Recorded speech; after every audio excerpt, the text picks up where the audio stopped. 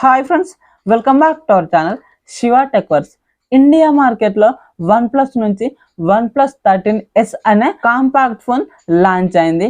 ఇది base variant 12+256GB variant 55,000కు launch చేశారు. అలాగే high end variant 12+512GB variant 60,000కు లాంచ్ చేశారు. దీనికి కార్డ్ ఆఫర్ ఉంది. SBI క్రెడిట్ కార్డ్ కింద 5,000 కార్డ్ ఆఫర్ ఉంది. అంటే బేస్ వేరియంట్ మనకు 50,000కే వస్తుంది.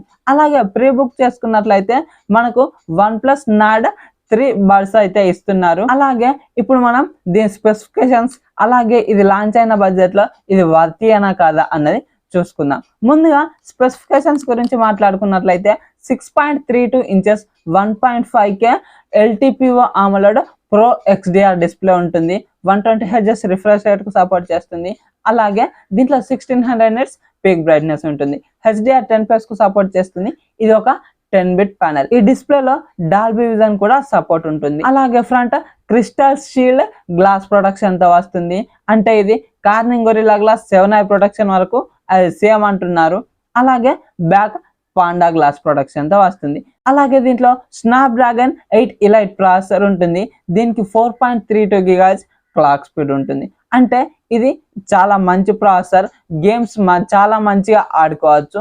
దీంట్లో ఎటువంటి గేమ్స్ అయినా కూడా ల్యాగ్ లేకుండా ఆడుకోవచ్చు.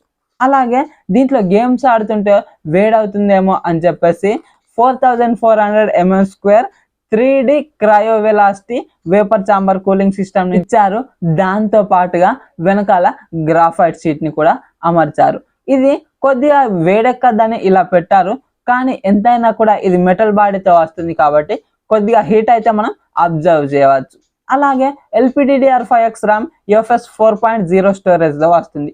దీంట్లో 50 MP మెయిన్ కెమెరా ఉంటుంది. Sony LYT 700 sensor optical image stabilisation ఉంటుంది. అలాగే 50 MP Samsung GN5 telephoto lens ఉంటుంది. దీనికి మాత్రం ఆప్టికల్ ఇమేజ్ స్టాబిలైజేషన్ ఉండదు. ఈ రేర్ సైడ్ 4K 60 FPS లో వీడియోస్ ని రికార్డ్ చేసుకోవచ్చు. అలాగే 4K లో డాల్బీ వీడియోస్ ని కూడా రికార్డ్ చేసుకోవచ్చు. అలాగే ఫ్రంట్ 32 MP సెల్ఫీ కెమెరాని ఇచ్చారు. దీన్ని ఉపయోగించి కూడా 4K 30 FPS లో వీడియోస్ ని రికార్డ్ చేసుకోవచ్చు.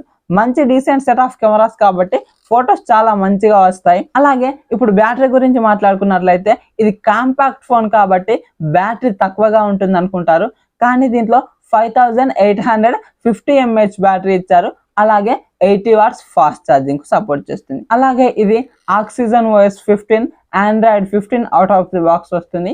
4+6 years అప్డేట్స్ ఇస్తామని చెప్తున్నారు. అలాగే ఇప్పుడు అడిషనల్ ఫీచర్స్ గురించి మాట్లాడుకున్నట్లయితే డ్యూయల్ స్టీరియో స్పీకర్స్ ఉంటాయి. కానీ దీంట్లో డాల్బీ అట్మాస్ లాంటివి అయితే ఎటువంటి సపోర్ట్ ఉండదు. Wi-Fi 6 ఉంటుంది. అలాగే దానికి G1 చిప్ ని కూడా ఇంటిగ్రేట్ చేశారు. అంటే ఇది గేమ్స్ ఆడేటప్పుడు సిగ్నల్ కనుక Wi-Fi తోటి వస్తున్నట్లయితే కొద్దిగా సిగ్నల్ డ్రాప్ అవ్వకుండా ఉండడానికి ఈ G1 చిప్ ని అయితే అమర్చారు.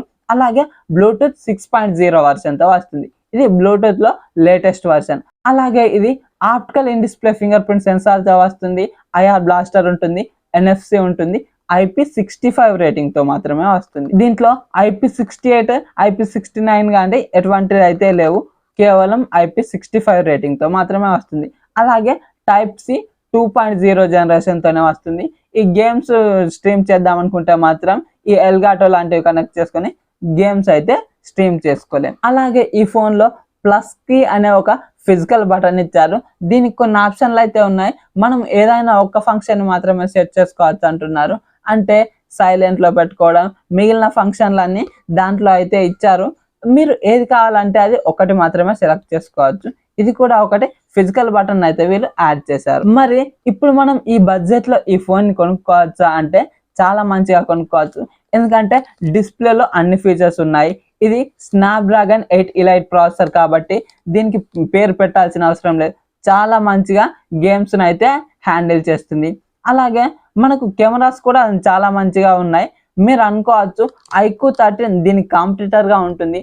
దాంట్లో 50 MP అల్ట్రా వైడ్ లెన్స్ కూడా ఉంటుంది కదా, మరి దీంట్లో ఇవ్వలేదు. మరి ఇవి రెండు ఎలా అంటే వాళ్ళు కాంపాక్ట్ సైజ్ అనేం తేలేదు, వీళ్ళేమో కాంపాక్ట్ అని తెచ్చారు కాబట్టి కొన్ని కాంప్రమైజెస్ అయితే ఉంటాయి. అలాగే బ్యాటరీ సెగ్మెంట్ లో కూడా చాలా మంచిగా ఉంది. మిగిలిన ఫీచర్స్ కూడా చాలా మంచిగా ఉన్నాయి. ఈ బడ్జెట్ లో మనం దీన్ని కొనుక్కోవచ్చు. ఎందుకు అంటే ఈ కాంపాక్ట్ ఫోన్ మనకు ఈ 50,000లో వస్తుంది. ఇదొక్కటే మనకు అన్ని ఫ్లాగ్షిప్ లెవెల్లో ఉన్నాయి కాబట్టి దీన్ని మనం ఖచ్చితంగా కొనుక్కోవచ్చు. దీని తర్వాత వచ్చే కాంపాక్ట్ ఫోన్ బట్టి దీని ప్రైస్ మరి ఈ రేంజ్ లో కొనుక్కోవచ్చా అన్నది చూసుకోవచ్చు. కానీ ఇప్పుడు మాత్రం ఈ బడ్జెట్ లో ఇది మంచిగా కొనుక్కోవచ్చు. కాంపాక్ట్ ఫోన్ చాలా మంచిగా ఉంటుంది. బట్ ఇందులో ఒక కాంప్రమైజ్ అయితే ఉంది. IP68 complete dust and water resistance అయితే లేదు. అలాగే ultrasonic in display finger print censor ఇవ్వలేదు. ఇవి రెండు అయితే కాంప్రమైజ్. అలాగే అల్ట్రా వైడ్ లెన్స్ కూడా లేదు. ఇవి మాత్రం కాంప్రమైజ్ అవుతాను. నాకు కాంపాక్ట్ ఫోన్ కావాలి, ఫ్లాగ్షిప్ లెవెల్ ఫీచర్స్ ఉండాలి అంటే ఖచ్చితంగా మీరు ఈ ఫోన్ అయితే తీసుకోవచ్చు. మరి ఈ వీడియో కనుక నచ్చినట్లయితే వీడియోకి లైక్ చేసుకోండి. అలాగే మన ఛానల్ని సబ్స్క్రైబ్ చేసుకోండి సో దట్ నేను వీడియోస్ పెట్టగానే మీకు నోటిఫికేషన్ రూపంలో వస్తూ ఉంటుంది. Thank you so much for watching and by by now.